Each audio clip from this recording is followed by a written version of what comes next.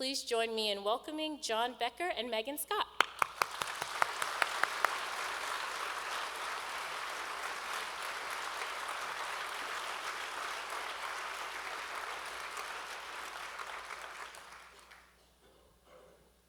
Good afternoon.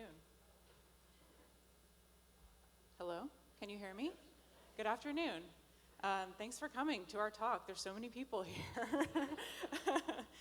But it's really nice to be in a room with so many people who like to read and who value books. We're thrilled to be here. And you know, it was kind of funny when we were first invited to participate in the Savannah Book Festival. We were really honored and excited to come. And then we both kind of looked at each other and said almost in unison, but I don't feel like an author. It's just a weird feeling to have your name on the cover of a book, but there it is, so I guess we should get used to it. When I was growing up, I loved reading more than almost anything else. I liked to stay inside, and I would just read all summer long, as many books as I could possibly read. But I don't think I could have ever imagined that I would get to help write one, especially a cookbook. Around the age of 15, I remember going out on the front porch to find my mom, who was sitting on the porch swing with this huge stack of cookbooks. She loved to look through cookbooks for recipe inspiration. She was a really good cook, is a really good cook, and has always enjoyed doing it. But I was at that age where teenagers are when they're like, everything their parents do is really uncool, and it always just irritates you. And so I think, you know, I was at this age where I was reading the classics like Hemingway and Faulkner, and if it didn't have some, you know, dead person's name on it, I wasn't interested. And so I kind of went out and rolled my eyes and sighed, and I was like, why are you always reading cookbooks?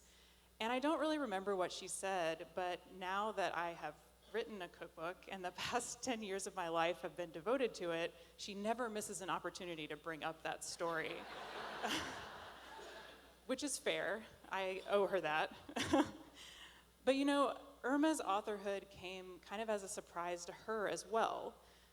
In fact, in the preface to the 1931 edition of Joy, she told a story about how when you're at a party, you always know who the author is because they waste no time in telling you. And her response was, oh really, well, I'm a reader. But then in the introduction she said, but now I am an author of sorts. Authorhood was not really in Irma's plan for her life. Would you put the first slide on? Oh, the next one. This is my job. Irma was from an upper middle class German family in St. Louis. She was born in 1887. My goodness. She married a young lawyer named Edgar, and they had 2 children. That's her and her sister, Elsa. And that's her daughter, Marion, and her husband, Edgar. And then she also had a son, Edgar Jr. Irma kept busy at home, but she was also a lively hostess and was really active in the St. Louis community. She was involved in things like the orchestra, helping bring artists to their community. She was also involved in the Unitarian Church in her neighborhood. There was an organization called the Women's Alliance, and she was a member of that, helping to provide cheap lunches for underprivileged children, building playgrounds in underserved neighborhoods. And she was of a generation, class, and upbringing where women were really not formally educated. She had been tutored privately as a child, and she learned things like poetry, music, art, drawing, really kind of skills that she would need to be a high-class wife and member of her community. She certainly didn't get any kind of professional training. It was kind of assumed that she would never have to hold down a job. However, life had other plans for Irma. Her husband Edgar had long suffered from undiagnosed mental illness. Throughout his whole adult life, he would occasionally come down with these bouts of severe depression where he couldn't work and couldn't do much of anything, and she took care of him. But one day, while Irma was out shopping, Edgar took his own life. And then Irma, at the age of 53, was suddenly in a position where she needed to make a living for herself. Luckily, one of her son was actually out of the house at that point. Her daughter was grown, but still living at home. And we don't really know why Irma chose cookbook author as her profession. It's not really pragmatic. This was during the Great Depression, and beyond that, Irma really was not known as a great cook.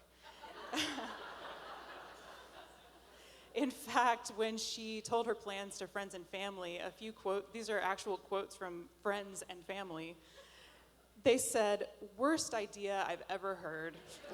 And Irma's a terrible cook.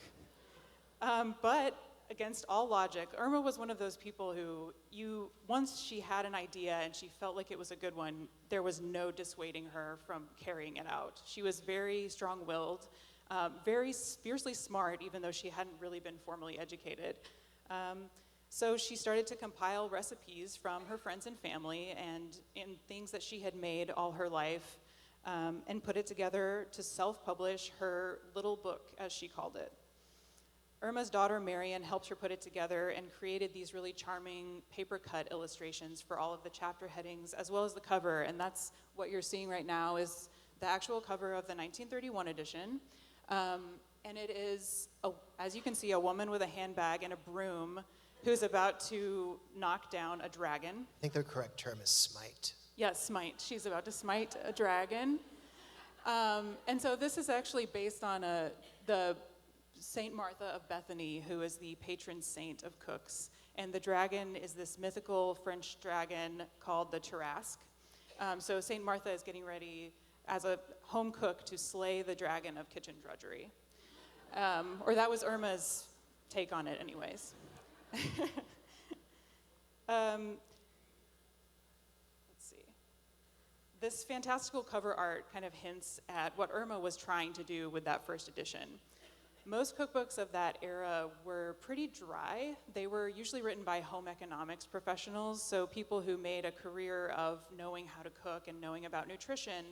And these books were really informative, but they were not fun to read. You certainly wouldn't have paged through it and just read it for pleasure. Irma's book, on the other hand, was full of her personality and charm. She told personal anecdotes, historical asides, and she would occasionally make jokes. And so what she lacked in formal education, she more than made up for in wit, and she really put all of that into this first edition. So we think that Irma's inexperience in the kitchen is part of what made Joy of Cooking such a special book and part of what endeared it to readers and part of the reason why it's been around for almost 90 years now. She knew the struggles of her readers. She had a different perspective than the home economics experts. She was kind of in the trenches, having to put something on the table, maybe not knowing as much about food and cooking as she should have, but she knew what her readers were facing. So Irma wanted to give her readers something more than just an instruction manual. She wanted to give them something fun to read while they were cooking, while they were waiting for the water to boil or for the roast to finish cooking. I think she had this vision of her readers flipping through it and maybe finding a joke and laughing or being charmed by the illustrations. And I think she knew that, like herself, she did not love to cook. She cooked because she needed to. I think she knew that a lot of her readers were in the same situation, that they needed to cook but maybe didn't love it, and so she wanted to give them something fun and charming to read while they were there. Perhaps let them know that they're not alone. Yeah. And also, you know, another interesting fact about the 1931 edition is that the very first recipe in the book is for a gin cocktail. This was during Prohibition, actually. So I think she opened it that way intentionally. Like, this is, you know, I think the head note said, cocktails these days are made with gin and ingenuity. And it was kind of a formula for making bathtub gin taste good. Basically just gin and juice. It was like gin and grapefruit juice and bitters. But I think I think it's kind of a joke. I mean, I think it's real that she would actually drink that and expect her readers to drink it, but I think it was kind of a, like, wink, wink, nudge, nudge kind of thing on her part. Okay. But only 3,000 copies of that first edition were printed, and Irma hand-sold them to friends and family and bookstores in the St. Louis area. But her book did well enough that she attracted the attention of a major Midwestern publisher, Bobbs Merrill. And Irma actually ended up signing a contract with them. In this case, her lack of formal education was kind of a liability. She went into a room with a man who had been in the publishing industry for a really long time and was a fierce negotiator. And from what we know, Irma left that meeting in tears and didn't feel well for weeks afterwards because he had essentially talked her out of 50% of her copyright to the book. So she signed a contract to get it published because she thought that no one else would publish it, but unfortunately ended up losing something in the process. However, she gave him hell for the rest of her life. Do you want to turn?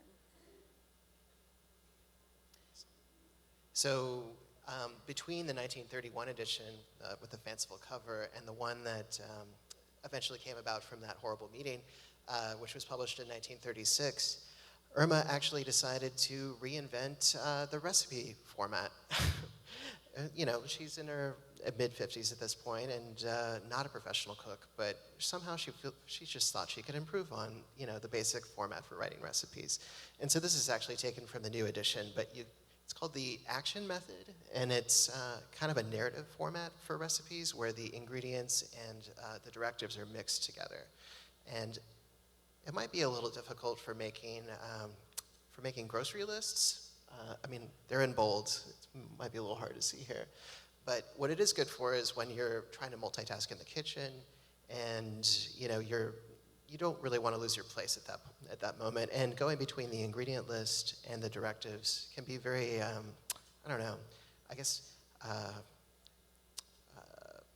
alienating, I think is the word. Especially when you have a situation where the recipe it spans 2 pages. So you've got the ingredients at the top and you keep having to flip back and forth. And it says something like, add half the butter. And you're like, well, how much butter? Where's the butter? Okay, there's the butter. And then you've lost your place on the next page. Personally, that is one of my major pet peeves with recipes.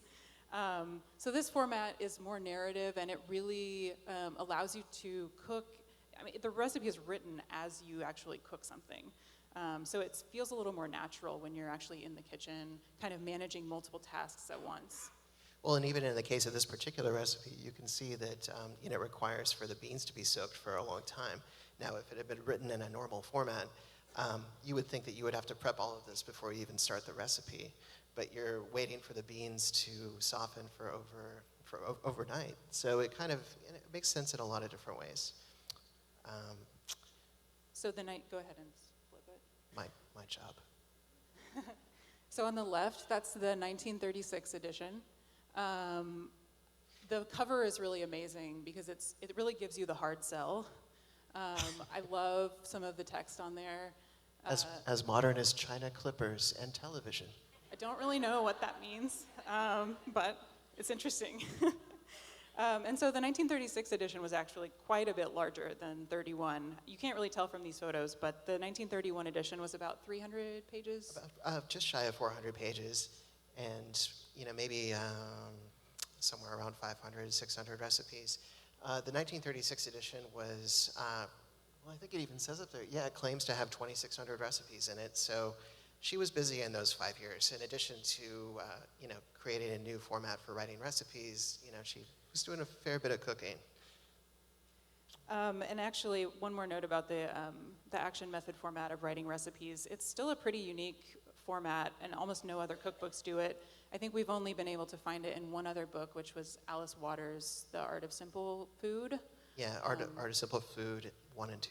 And we're not sure why more folks haven't picked it up for recipe writing, because we think it's a really useful format. It takes a little getting used to, but I think once you do, you find that it's easier to use.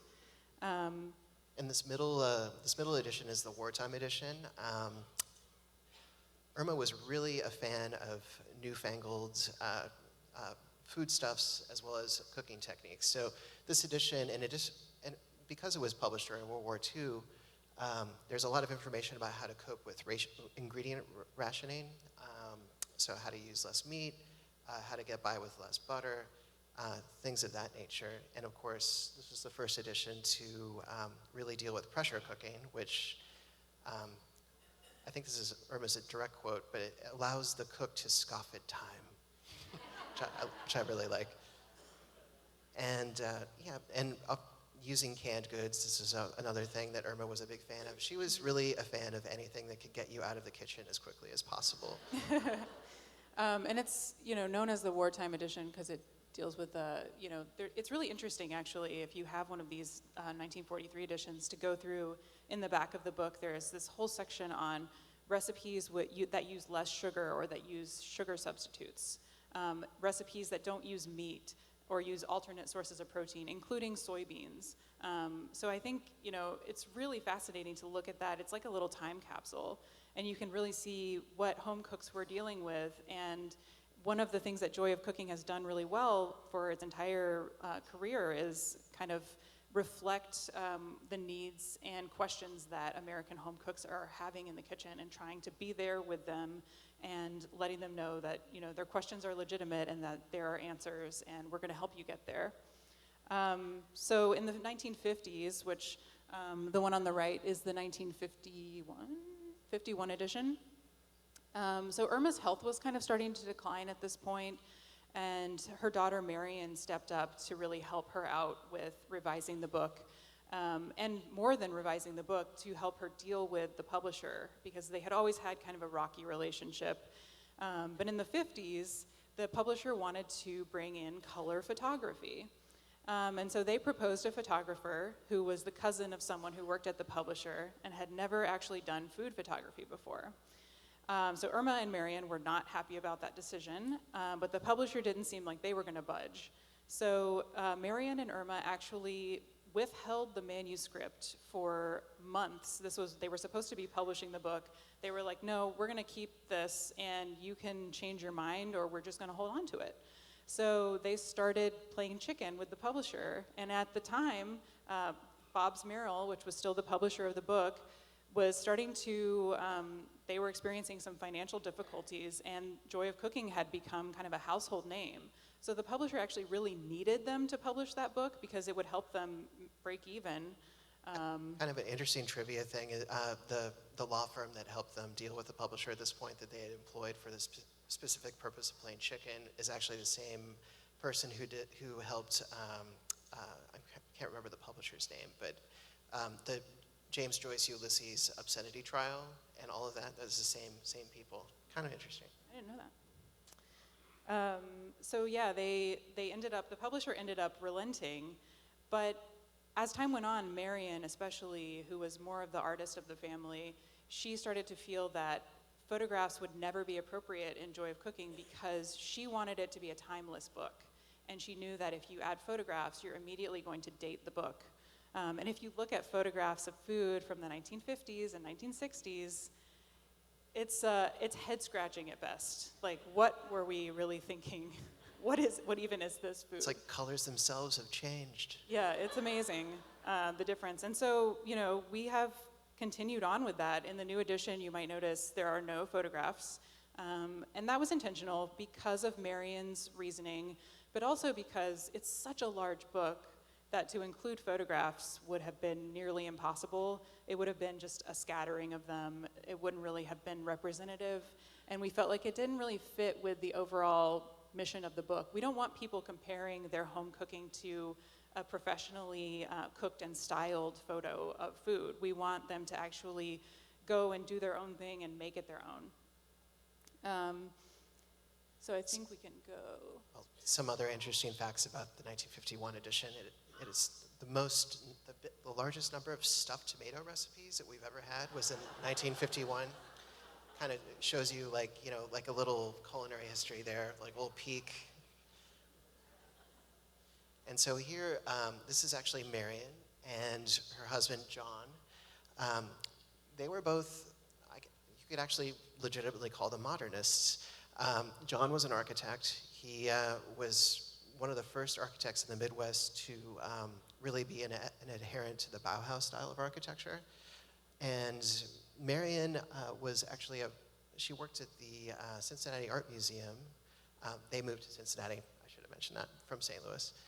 And it was actually brought like a lot of modernist artists into town.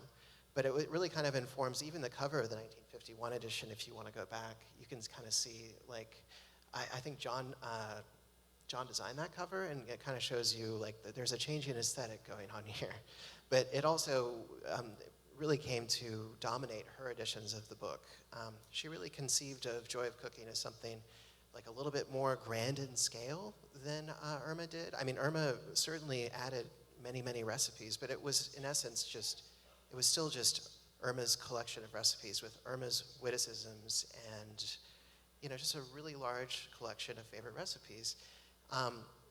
Marion really wanted to reach beyond that and to try to make Joy of Cooking kind of the American version of the Larousse Gastronomique, kind of a total kitchen work, I think is something that people can turn to if they have whatever question, no matter how odd. So in the 1960s, do you want to switch?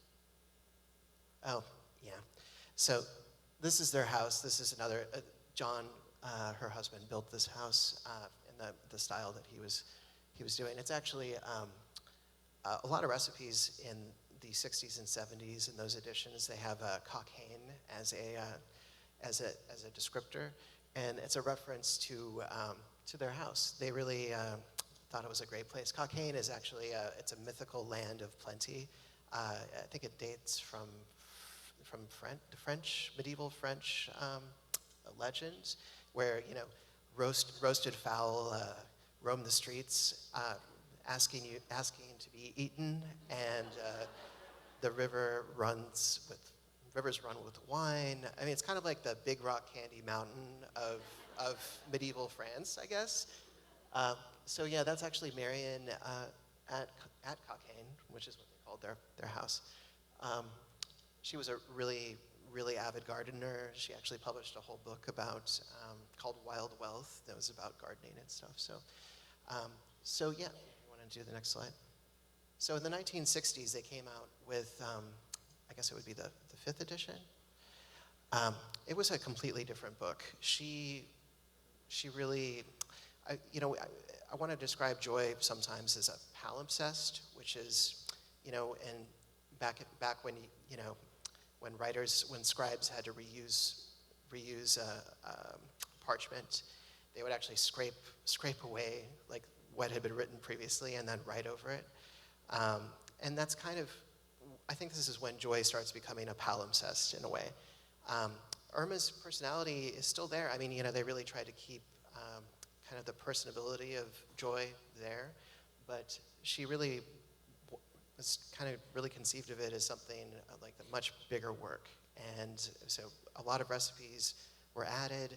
She started talking about cooking techniques, like, just trying to explain them to the basics to, just for a general audience, people who may have never been in the kitchen before. She started adding, like, there was an entire chapter on ingredients and, both common and uncommon and how to use them. And I feel like the Marion's editions are notable. As a lot of you might know, there is a famous squirrel illustration that's in the 1963. And it's of a squirrel, someone's skinning a squirrel, and they've got their foot on the squirrel's tail, and they're pulling the skin off. But it's a very famous illustration. We actually know someone who tattooed it on their leg. It's like if it kind of, in the style of it, it's like if the Jetsons got dark. Yeah, it does have that 60s vibe. But she added things like that. She added things, recipes for squirrel and possum. There's a recipe for whale in that edition. Yeah, it's the last recipe in the fish chapter, and the head note to that recipe is last but vast. I like that. I don't know. Marion really, when John says that she envisioned it as a total work, she really thought, she wanted to include everything that she could possibly think of, any scenario that a cook might face. There's a recipe in there that we were looking at the other day for potatoes cooked in resin, and it's actually potatoes that are boiled in pine resin, and the recipe calls for 25 pounds of resin. And I was like, okay, I guess I'll just go pick up some resin at the store and make this recipe. But actually, it's like an old Southern recipe from when pine trees were being cut down en masse, and there was just apparently a lot of resin. For the production of turpentine, and then the resin was a byproduct. Who knew? But she really wanted to include everything she could possibly think of. So yeah, these are her two editions, the 1963 and then the 1975. 1975 was the best-selling edition of Joy so far. Not gonna say never. Fingers crossed. But these were really the editions that inspired us the most, and they're kind of like the high watermark that we aspire to, just in terms of like their just their tone, the kind of comprehensiveness. We really wanted to kind of double down on what Marion's project entailed. And so here's Irma and Marion with my father, Ethan. Looking mischievous, which is kind of standard. It's kind of, anyways, yeah. So Ethan, that's here he is again. He's quite the hipster over here, and looking very serious with that, pointing at that tomato with his knife. I think trying to explain the anatomy of the tomato. I think, and it's my mother Joan. But Ethan took over. Marion passed away in 1977. She had cancer. She had actually been struggling with cancer since the 1950s. So, all of the work that she did on Joy was kind of in the shadow of that illness, which I didn't learn that until pretty much quite a bit later. Just really, to me, it makes it even more courageous what she was able to accomplish. But so when she passed away, Ethan, who had actually traded. He was like the first member of the family and the only member of the family to be professionally trained at a culinary school. He went to the Cordon Bleu in 1960, I think it was 1969, and got a degree from there, and then went to work for the family. And here he is, and that's actually the old kitchen where Marion would test all of her recipes. Kind of a cool pegboard setup for the. I think Julia Child had a similar thing going on.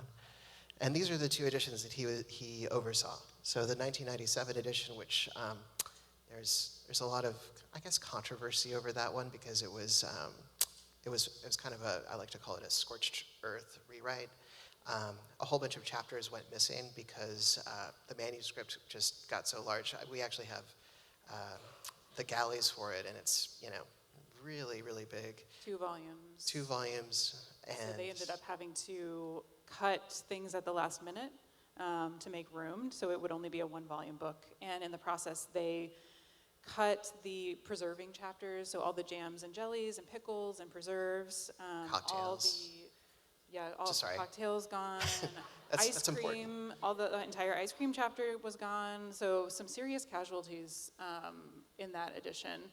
On the other hand, it's the one that you took to college with you, so it was kind of your first Joy. Yeah, when I was flailing and had to fend for myself in a dorm room kitchen, I actually had a kitchen in my dorm room. That was the one that I managed to feed and not kill my dorm mates with. And this 2006 edition was kind of the family's attempt to reclaim the book and kind of take it back to the kind of comprehensive 1975 edition where canning and cocktails all dealt with in the 2006. And so that's kind of brings it to where we come in, our edition. So, I was not groomed for this, for writing this book.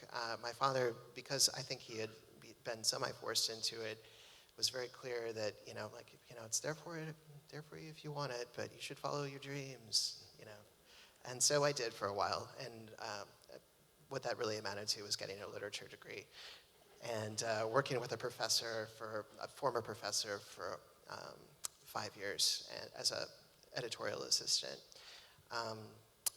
And I was planning on going to graduate school. That was kind of the way things were shaping up, but I was kind of soured on it because I'm not a good public speaker and just thought I would be even worse at teaching. So I was really not sure what to do, and I was actually visiting my father. Everybody was asleep. It was, I think, Christmas or Thanksgiving.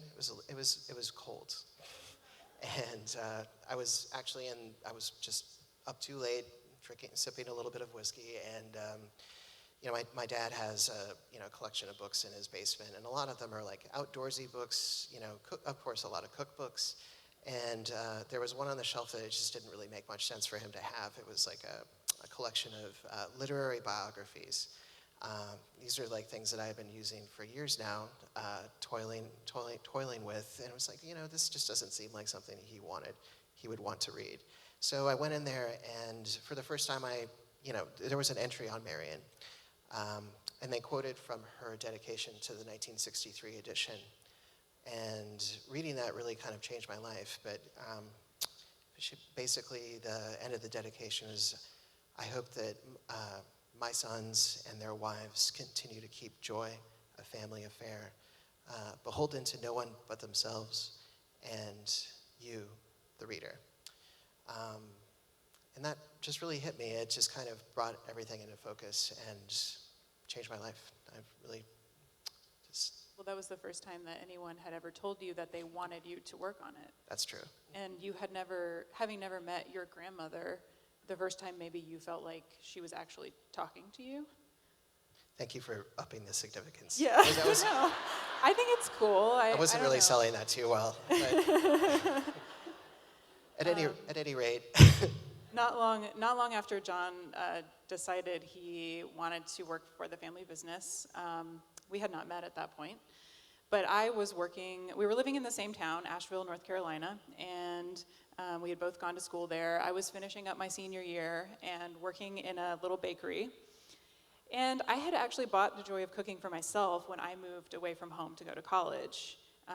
I realized when I was out on my own, my mother was such a great cook, and I had helped her do some things in the kitchen, but my cooking education was pretty sparse, and I realized that now I had to fend for myself, and I actually had to eat the things that I cooked, so I wanted them to be good. And for some reason, whatever reason, I don't know, I picked up a copy of Joy of Cooking because my family didn't use Joy of Cooking when I was growing up. My mom was a Southern Living fan, and so she used all their cookbooks.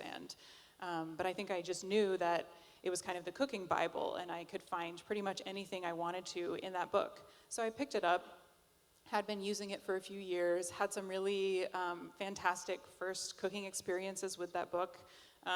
One I remember distinctly was, I had worked on a farm for a few years as a cheesemaker's apprentice, and one day a fellow farmer was harvesting a bunch of their chickens and asked if I would come help.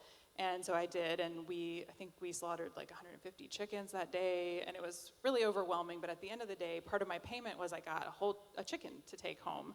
And I had never cooked a whole chicken before, and I really didn't want to mess it up. So I actually used Joy of Cooking to cook my first whole chicken, and it was a success and really delicious, and no one got sick. And so I just loved, that really gave me a huge appreciation for the book. I was a big fan, and so in 2010, I was working in this bakery, and I was kind of talking with a coworker of mine about how much I loved the book.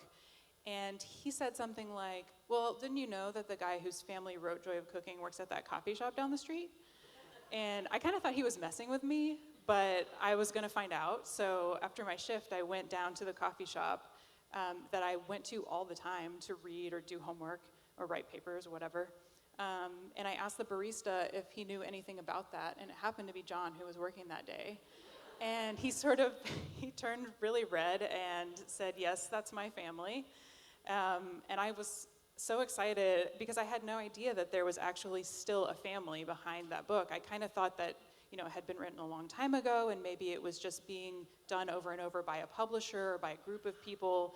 Didn't know there was a family. To learn that there was actually still someone behind it was kind of amazing to me. So we started talking. We had a few more conversations, and eventually I was like, okay, I can tell he's not going to ask me out. So I asked him out on a date. And he said yes, and... Well, before that, I was like, oh, you were like, what do you do when you're not working? And I was like, well, I'm part of a book club, and... I was like, no, that's not what I mean. So yeah, we started dating, and then John had decided that he wanted to get into the family business, and so I think we started out by just writing for the Joy of Cooking website, and then your dad said, well, if you want to apprentice, you should come live on my property, and he lived in East Tennessee, and so we moved to East Tennessee to apprentice. Which was, I mean, it was great, but it was also about an hour's drive away from the closest Kroger. So it was pretty much the worst place to start testing recipes. But that's pretty much what we did for 2 years. We're testing recipes out of the 2006 edition. But I think it was really informative to have to test recipes in a place where there's not much food around. It kind of gave us some perspective into how some of our readers live, and one thing, we were really close to Allen Benton, so we were good on bacon and country ham, so that was fine. But yeah, everything else was pretty inconvenient. But we did that for a few years, and then we helped redo the website. We helped with we took over the social media accounts, and that was really cool because it actually gave us an opportunity to talk with readers. So when anyone had a question or a complaint, they would come to us, and we would be the ones to have to answer it and figure out what was wrong, or maybe they did something wrong, or we did something wrong. So that was really informative. And then we helped to create an app for the book, so it contained the entire contents of the 2006 edition. It was a really great app. Didn't end up selling very well, but in the process of creating it, we had to kind of take the book apart and put it back together in a different form, and we were adding tags to everything and kind of organizing the material in a different way. And so we got this really intimate view into how the book is put together, and we found places where we felt we could make small improvements, or places where we knew we could make improvements. And also during the time we were recipe testing, we were doing, we're calling them recipe genealogies, but we would basically look at a recipe, test it, and then figure out where it had been added in the history of the book. So we would trace the recipe back as far as we could to figure out what edition it had been added in. And that gave us this big historical overview of the book and its recipes, and we could see how they changed over time, and how Marion would edit Irma's recipes, or Ethan might edit Marion's recipes, or just how things would change and evolve. And so after the app project was done, we finally felt like we were ready to start thinking about the next edition. After 6 years of working on stuff, we finally felt we were able to just think about the new edition. It's just such a large project, but I mean, at that point we spent a good 6 months outlining it, and which basically entailed flipping through the book 3 times, page by page, section by section, and deep reading of every section of every chapter. And at that point, we had tested about, how many recipes? It was over 1,500 recipes at that point. So we tested all these recipes, and then we made notes of, okay, these are the things we need to still test. These are new recipes that we want to add that we feel like are missing from the book. And so we just created this huge outline so we would have a clear blueprint of exactly what we wanted to do. Because we had kind of seen with the 1997 edition what happens when you maybe come into a project like that and you don't have a clear view of the history and you don't really know how the book is put together. So that's, in our opinion, is what made that edition feel kind of disjointed and impersonal, was that the people who were working on it didn't necessarily know that much about the book, or they hadn't really delved deeply into it. Well, yeah, and those 2 previous editions, it actually, the publisher and my father had utilized a test kitchen, a professional test kitchen, and there was a lot of, we inherited cabinets full of test notes, and we could tell where there was a communications breakdown, and it pretty much, I mean, we begrudgingly were I guess we're just gonna have to do all of this ourselves. And that's pretty much how we approached the whole thing. It was just the 2 of us and a handful of part-time contributors. And it's, when people ask us what we changed in this new edition, it's really hard to sum it up. It's an 1,100-page book. So, we put our hands on everything. We made sure everything was right. We made sure the recipes worked. We added 600 new recipes, from classic American dishes like St. Louis gooey butter cake or Appalachian apple stack cake, to international dishes, everything from fromage fort, which is like a French cheese spread that's made out of leftover bits of cheese, to khao soi gai, which is a Thai soup with chicken and yellow curry paste. And we revised all the reference information to reflect the things that cooks can find in grocery stores and farmers markets now. That has even changed dramatically in the last 10 years. Or even things like the science behind the caramelization of sugar. It was, part of that was actually very humbling because, the last edition, Harold McGee and Shirley Corrier, these very well-known food scientists / food writers, had helped us with that. So it felt very strange to be editing material that you knew came from some, really well-respected people. But I think that we did a pretty good job. But also thinking about how our palates have changed over time. So how, Americans really value more flavorful food now, spicier food, fresher ingredients. And so, when looking back at the old vegetable chapter, for example, everything was coated in white sauce. Like, all the vegetables got this white sauce treatment, and it was just like, that's fine, that's an option, but that's not really how people cook anymore. So we tried to update things like that. Another example is the cakes chapter, which I actually feel like the cakes chapter is one of the strongest chapters in the book over time, because Irma actually did really enjoy baking cakes and decorating cakes. That was kind of her specialty. So the chapter stood up really well, but one of the things we noticed was that a lot of the recipes called for you to separate the eggs and then whip the whites and fold the whites into the batter at the end. And we had heard from a lot of readers that they really hated doing that and didn't want to, and so sometimes they wouldn't make the recipe because it seemed too onerous. And I started thinking, like, well, this recipe looks like it would work if you just added the eggs whole. So we started testing these recipes, adding the eggs whole, seeing what kind of difference it made versus separating them and whipping the whites. And it turned out that it wasn't that much of a difference, and have kind of come to the conclusion that back in the 30s, 40s, and 50s, cooks kind of preferred these lighter, fluffier, taller cakes, and now people kind of prefer denser, more moist cakes. And so we made some changes like that. Regardless of all these changes, I feel like we tried to keep in mind the true spirit of what the joy of cooking is and what makes it so special to its readers. Why has this book endured for 90 years? That's a question we get all the time. And I think it does go back to Irma and her original wit and her, the way she actually talked to home cooks. And this project has ultimately been a 90-year conversation with American home cooks about what things they need, what questions they have, what's working, what's not working. And I think our readers really respond to that. And we really care. Like, when we get an email and someone's having trouble with a recipe, we answer it every single time. When someone messages us on Facebook and is angry, we try to take it down a notch and be like, okay, let's think about this. Like, what's going on? We'll figure it out together. It's okay. Or make jokes at their expense. Yeah. It really depends on how, it depends on the context, I guess. But we also tried to keep the kind of the tone of this book as Irma had it. We try to tell stories. We tell historical asides about ingredients or about recipes. And we crack jokes every once in a while, because we really want, for those of you who actually read the book, and we hope some of you do, we want you to laugh.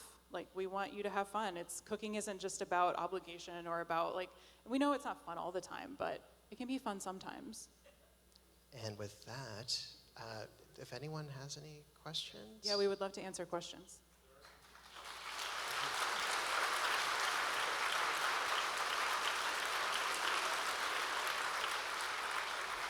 The ushers have some microphones, and if you have a question, can you raise your hand and they'll bring you a microphone.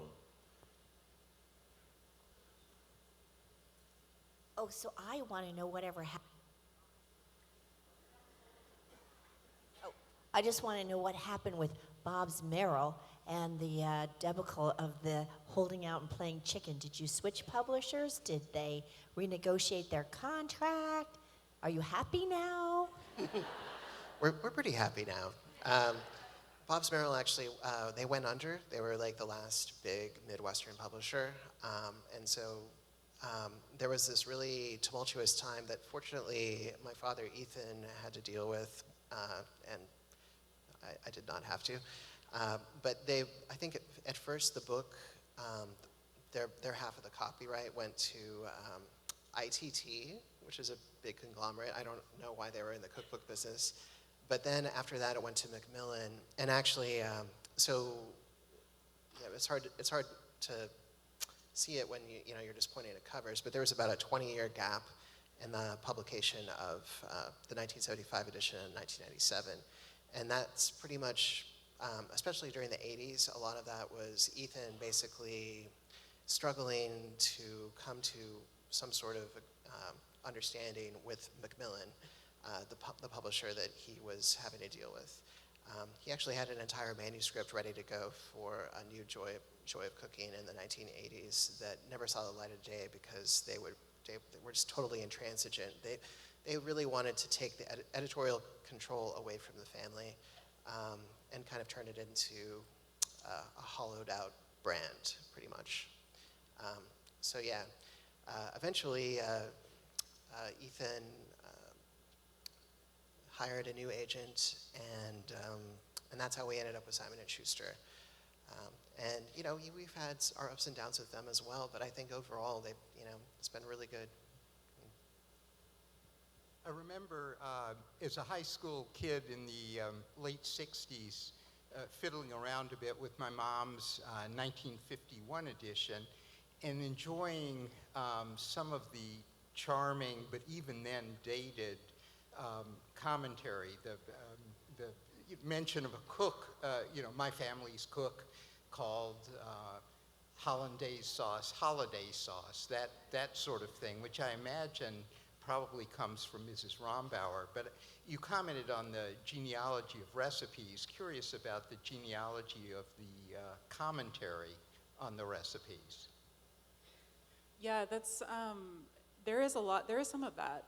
And I think one of the headnotes that comes to mind for me, I think it was a recipe for Victorian seed cake, which was like a pound cake, but with, I think it had anise, maybe caraway seeds in it, so it was lightly flavored. And Irma wrote the headnote that said, and I still don't fully understand this headnote, so I'm saying it knowing that probably most of you won't understand it, and I don't either. But it was something like, this recipe calls to mind the days of antimacassars and aspidistra plants. And I was just like, I don't even know where to start with this headnote. And there is, that's part of the charm, is that you get this window into the past and can sort of, if you bother to Google some of these things, you might find out what she's talking about. It's kind of like the dust jacket to the 1936 edition talking about clipper ships. Or China clippers. China clippers. But I think that is one of the cool things about the book, is that you can pick up an old copy and get a really good sense of, what America was like, not just what were people eating, what were people talking about, what was kind of on the minds of Americans at the time. So yeah, there's definitely examples of that. Just got to be careful, because obviously it's just, it was just Irma. She's hardly representative, but, an idiosyncratic window into another time, maybe.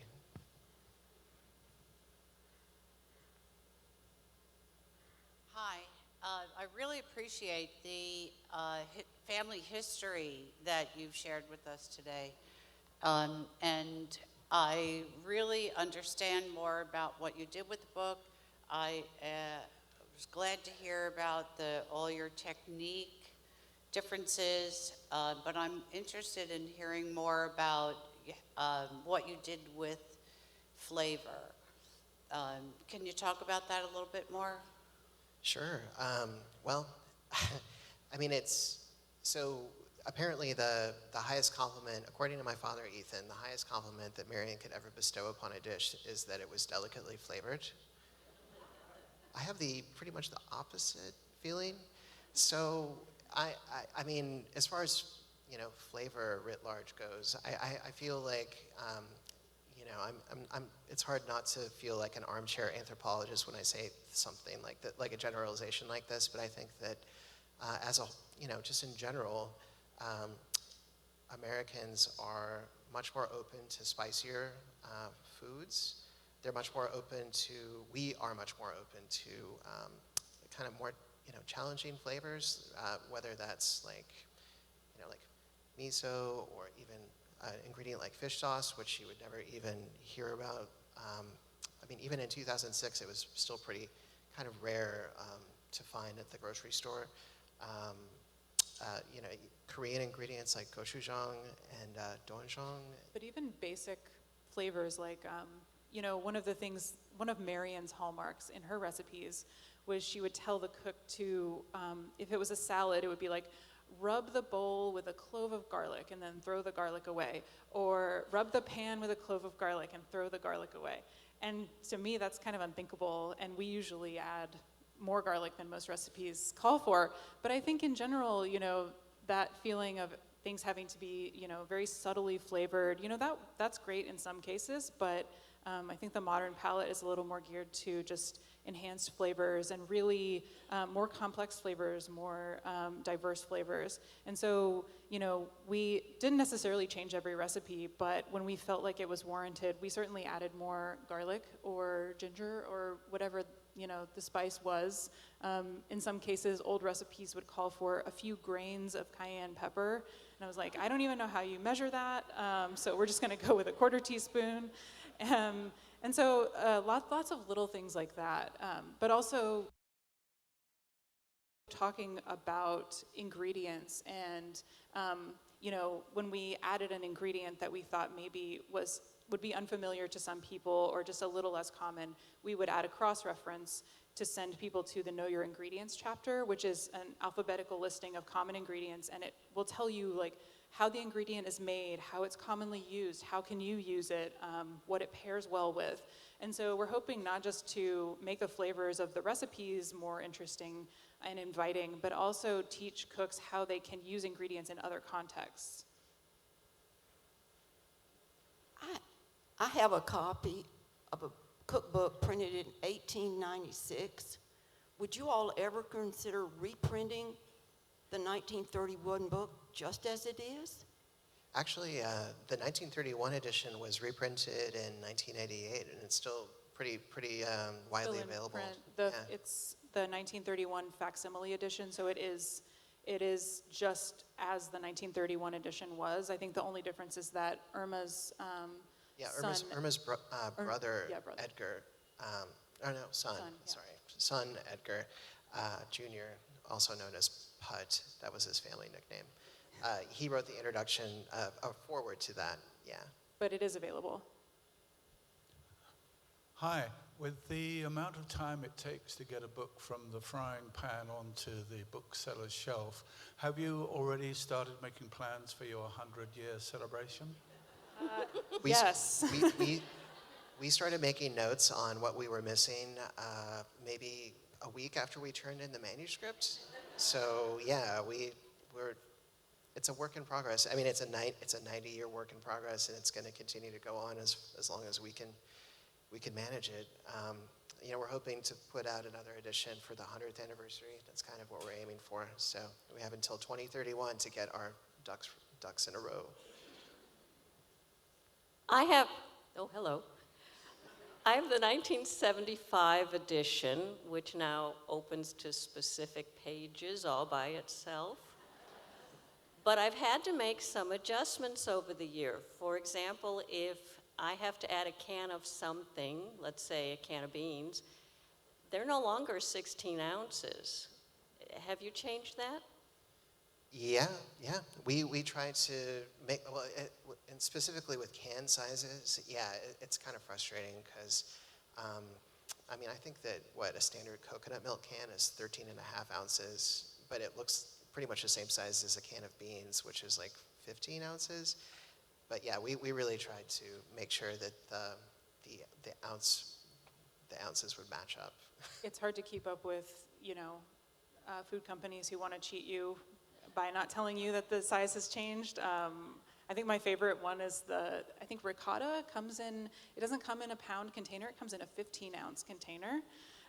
So we had to change the recipes to say, okay, 15 ounces of ricotta, which sounds weird, but that's how it comes. So yeah, we tried to change anything that didn't mesh with what was actually available to cooks. Oh, and speaking of ounce measurements, which it kind of reminds me that we did add gram weights to the baking chapters, just because it makes a lot of sense from a kitchen mess perspective. If you can get away with not dirtying a bunch of cup measures, you're just going to be probably a little bit happier. And of course, it's more accurate too. So we give volume and weight measurements for most of the baking recipes, I think almost all of them. Knowing the proliferation of America's Test Kitchen, Cooks Illustrated, that kind of thing, how do you see that affecting the process going forward, if at all? Well, they do good work. We're never going to claim that one of our recipes is the best. And I think that's kind of where we part ways, although I think that they're starting to get away from that language. But yeah, going forward, I mean, I don't know. I mean, one of the things that makes Joy different, I'm sorry, you had something to say.